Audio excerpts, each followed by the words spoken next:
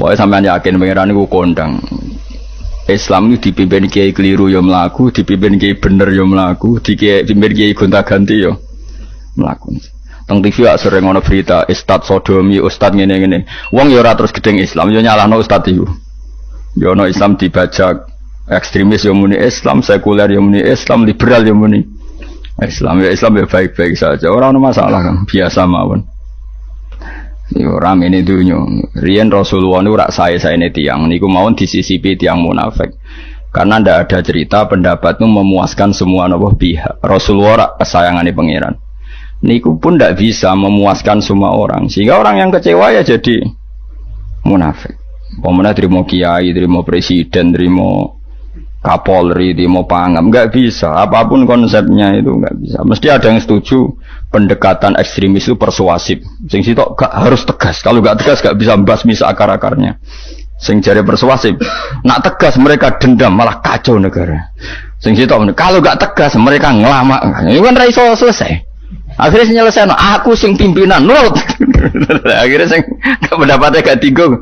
Nurut ya nurut mergo dipecat tapi terus balik lo sithik. Balik lo apa? Sithik-sithik. Masjid ge ngoten nasibe, kiai ge ngoten. Kulo nak di murid kuatah, di santri kata sing kiai ge kata. Wono kiai niku sowan kula, Gus, masjid itu ape nganakno zikir Ramadan. Dadi 24 jam full mulai bar subuh sampai sahur. Saking semangate ibadah Ramadan.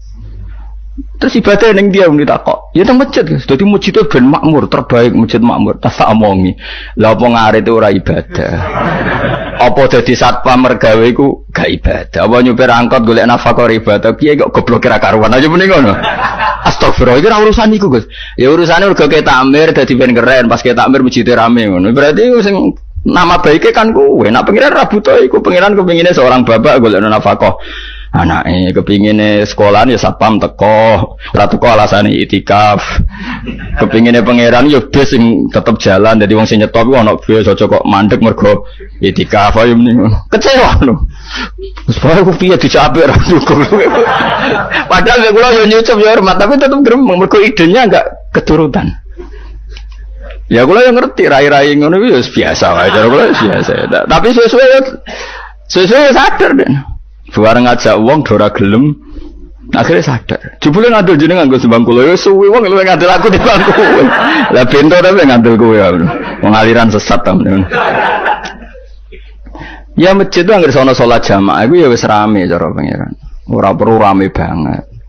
Nak rame banget terus bakal pentol leren, satpam leren, supir angkot leren. Nah iku jek sepele. Dokter leren. Wong ape loro. Ape lara ape berobat ra iso. Nek larane emergensi astagfirullah minamikum taqabbal ya karim. Sajane semburu leren maling leren, copet leren, iku apik nek iso ngumpul iku. Makanya ngaji ku ambek wong alim kan, karena orang alim tuh yang tahu duduk perkaranya agama.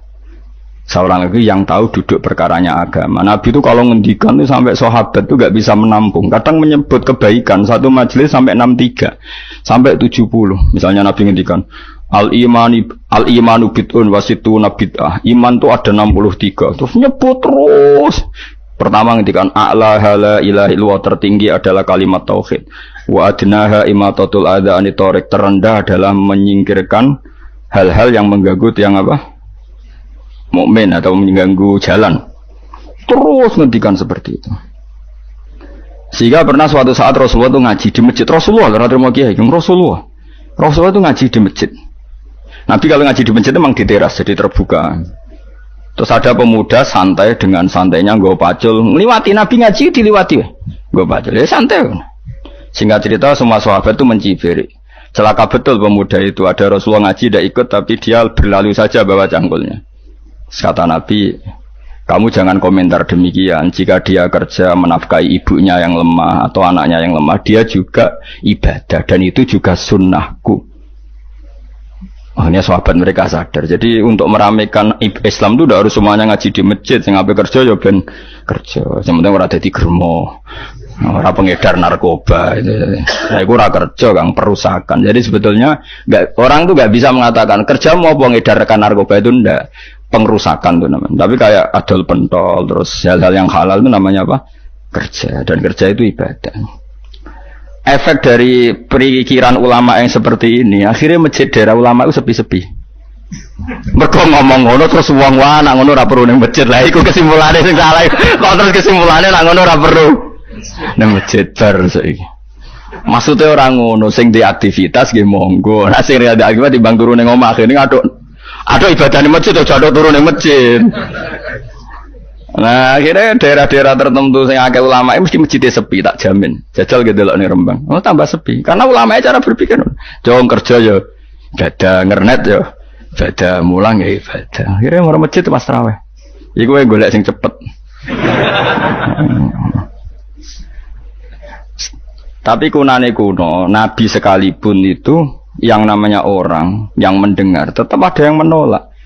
Konsep perang di luar kota itu kan secara teori militer itu rasional. Bikin kontak ya rasional. Tapi orang yang berpendapat tadi, ya Rasulullah kita di rumah saja, itu ya gelo.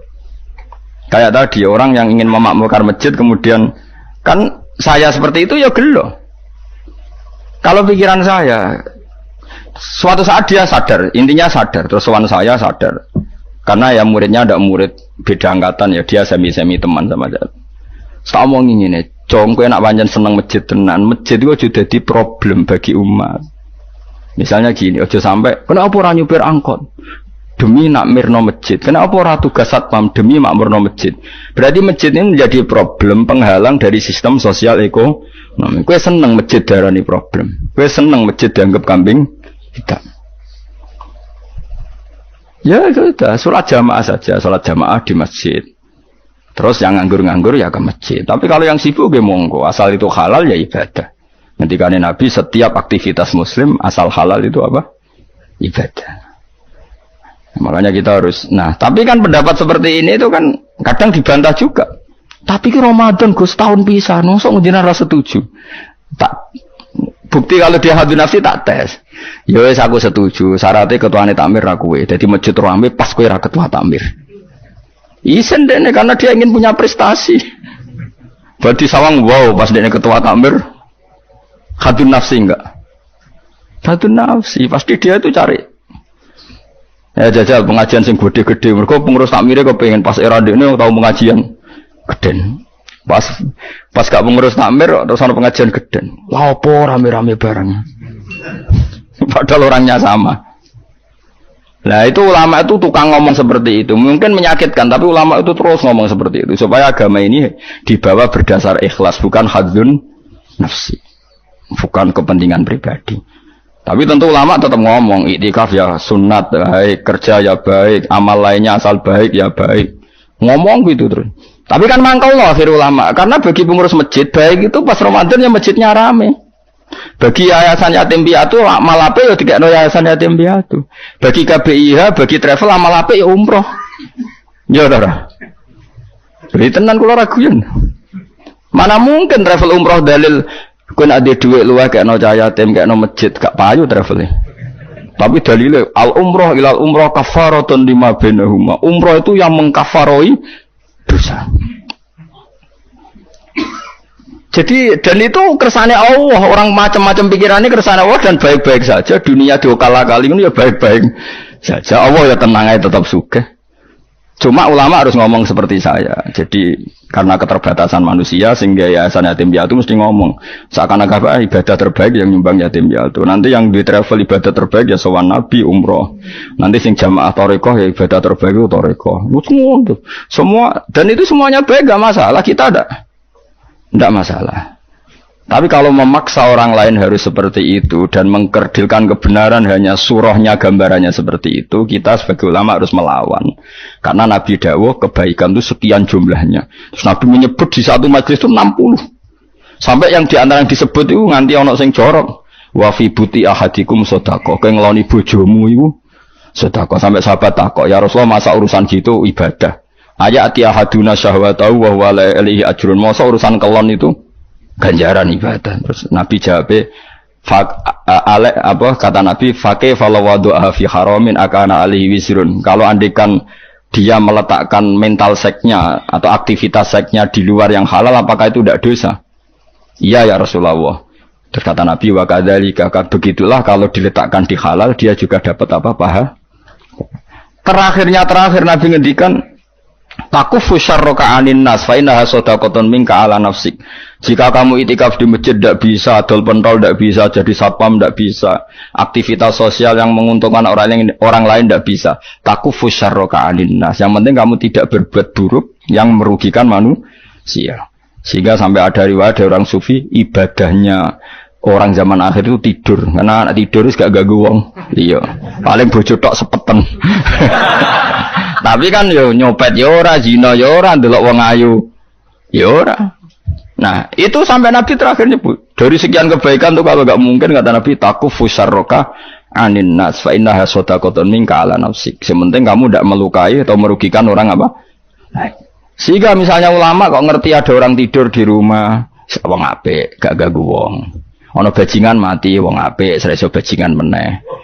Nah, akhirnya masyhur orang krono bajingan mati, kiai tenan ya. Saya ge mayit niku, wong gak siap nih saya. Bajingan sih. Saya padahal ning atine kiai nek mati ya apik dong sreso bajingan to. Akhir dari bajingane ya wis mati. Lha sekarang ngakhiri bajingan apik ta elek? Apik. Berarti matine elek ta apik? Apik. Maksudnya kiai apik matine ora apik wonge. Lah wong gak trimo pikirane apik iku. Wonge lagi kiai ndake pinter maksudnya. Apik ngene iki. Ngomong keberatan. Ayo ngomong apik. Ya sesuk kan wedi yo. Nggih apik. Lah itu ilmu. Jadi ngaji ilmu itu orang harus punya kesiapan pendapat meskipun itu kita tidak siap. Wa wasa antakrohu syai'a wa huwa khairul lakum. Pendapat meskipun kamu kadang tidak cocok, bisa saja menurut Islam itu ini lebih apa? Baik. Karena tadi kebaikan itu sekian bentuk. Bisa ulang, kebaikan itu sekian apa? Bentuk.